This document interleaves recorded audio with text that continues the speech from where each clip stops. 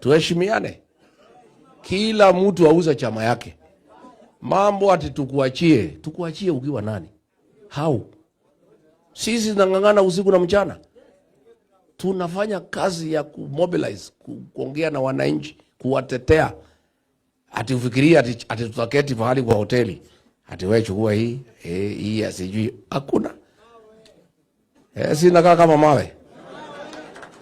So Narok, for avoidance of doubt, Narok town, Narok county, tutakuwa na candidate wa kiti cha gavana kama DCP.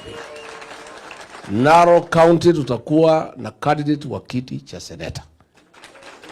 Narok county tutakuwa na kiti ya women rep. Tutakuwa na candidate katika constituency yote 6 na katika ward zote 30. Na DCP ndio chama ya Narok.